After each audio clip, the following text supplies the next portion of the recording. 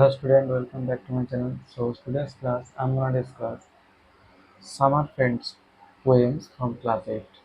So let's start the class.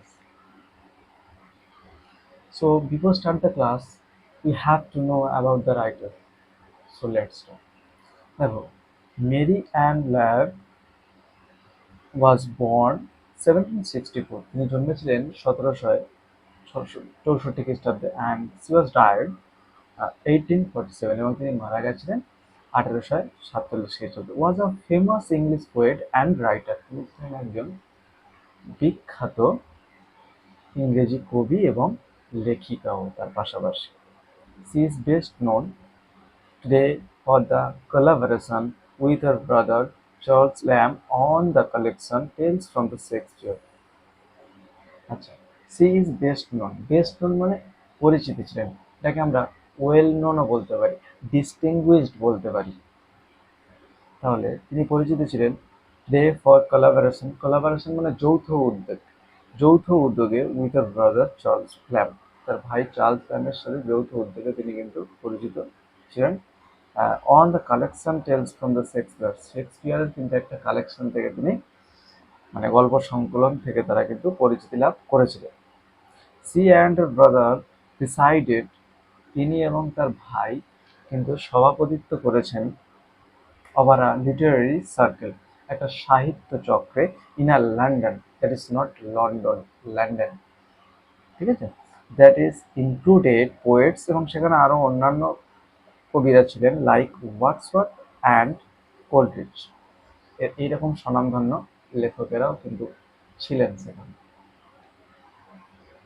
তাহলে এবার আমরা কবিতাটা শুরু করব। দেখো এখানে প্রত্যেকটা, এখানে টোটাল 16 লাইনের এক কবিতা এবং প্রত্যেকটা লাইনে কিন্তু চারটি করে লাইন আছে ভাগ ভাগ, এবং এই ধরনের এক একটাকে বলা হয় কিন্তু কোয়াট্রেন, ঠিক আছে। যেমন ধরো 4টি স্ট্র্যাঞ্জাতে লেখা আছে এবং এক একটা স্ট্র্যাঞ্জাকে বলা হয় কোয়াট্রেন, ঠিক আছে। এবং এখানে দেখো, প্রথমে একটু দেখলে তোমরা বুঝতে পারবে, দেখো স্ক্রিনে উঠছে, তোমরা দেখো বার্ড, ওয়েদার, হার্ড, টুগেদার। তাহলে দেখো বার্ড, ওর সাথে দেখো হার্ড, ওয়েদার, টুগেদার। এখানে দেখো, এখানে রাইম স্কিমটা বলি, রাইম স্কিমটা হচ্ছে এ বি, এ সি, ঠিক আছে। এইরকম ধরনের কিন্তু রাইম স্কিম এখানে আছে, তাই এটা কিন্তু অল্টারনেটিভ রাইমে কিন্তু লেখা হয়েছে। So let's start the main topic. দেখো, the swallow is a summer bird. Swallow হচ্ছে গ্রীষ্মের পাখি, ঠিক আছে। আচ্ছা, কবিতাটার কিন্তু আক্ষরিক অর্থ আমরা কিন্তু বুঝবো কিন্তু, এবং অন্তর্নিহিত অর্থ কিন্তু আমরা বুঝবো। প্রথমে আক্ষরিক অর্থটা বলবো, তারপরে কিন্তু অন্তর্নিহিত অর্থটা আমরা কিন্তু বুঝতে হবে, যেটা কবি কি বলতে চেয়েছে, অন্তর্নিহিত অর্থটাই হলো সেটাই। দেখো, the swallow is a summer bird. Swallow হচ্ছে গ্রীষ্মের পাখি। He in our chimney. কবি বলছেন সে আমাদের চিমনিতে থাকছে। কখন না, when the weather is fine and warm, যখন আবহাওয়াটা খুব সুন্দর এবং উষ্ণ, তখন কিন্তু সোয়ালো থাকছে কিন্তু আমাদের চিমনিতে। May then be heard chirping his notes for weeks together, এবং এটা তোমরা শুনে থাকবে, হার্ড চার্পিং, চার্পিং মানে টুইটারিং, কিচিরমিচির, কিচিরমিচির শব্দ কিন্তু তোমরা শুনে থাকবে সপ্তাহের পর সপ্তাহ। Come there but one cold winter day, কিন্তু যখন শীতের দিন আসবে না, away will fly our guest the swallow, তখন কিন্তু আমাদের অতিথি সোয়ালো কিন্তু আর থাকবে না, ঠিক আছে, সেও উড়ে যাবে। And much like him we find the way, এবং আমরাও কিন্তু আমাদের জীবনে ঠিক এইরকমই, আমাদের জীবনে চলার পথে এইরকমইও আমরা অনেক মানুষ পেয়ে থাকি, which May a gay young friends will follow. যেমন কি বলছে, গে, গে মানে হচ্ছে হ্যাপি, যেমনি কোনো মানে কি, আর গে ইয়াং ফ্রেন্ডস আমাদের যেমন কোনো বন্ধু, ঠিক আছে, উইল ফলো, আমাদের কোনো নতুন বন্ধু কিন্তু এরকম ফলো করে, ঠিক আছে, এই জিনিসটাকে ফলো করে। তাহলে দেখো এর অন্তর্নিহিত অর্থটা আমরা কিন্তু এবার বুঝবো। অন্তর্নিহিত অর্থটা হচ্ছে, এখানে কবি কিন্তু সোয়ালো, সোয়ালো নামে যে পাখিটি, এই সোয়ালো নামের পাখিটির মাধ্যমে কবি কিন্তু এক শ্রেণীর বন্ধুর কথা তুলে ধরেছেন, যে বন্ধু আমাদের সময়ে কিন্তু কাছে থাকবে কিন্তু অসময়ে কিন্তু থাকবে না। Needless to say that if you look at your society, you will find this kind of friends actually who are wandering in front of you, but you don't understand them, right? In dreary days of snow and forest frost, ঠিক আছে, in dairy, dairy মানে ডাল, দুঃখ না, দুঃখ যন্ত্রণাদায়ক দিনগুলো, in dairy days of snow and frost হচ্ছে স্নো, বরফ এবং কুয়াশা। এই যে বললো না, বরফ এবং কুয়াশার দিনগুলো যে দুঃখ যন্ত্রণা দিয়ে, আসলে বরফ এবং কুয়াশার মাধ্যমে তিনি কিন্তু মানুষের দুঃখ যন্ত্রণাকে তিনি কিন্তু তুলে ধরেছেন। ঠিক আছে, যে দুঃখ এবং যন্ত্রণা, যে বরফ এবং কুয়াশার দিনগুলো, closer to man will cling the Sparrow.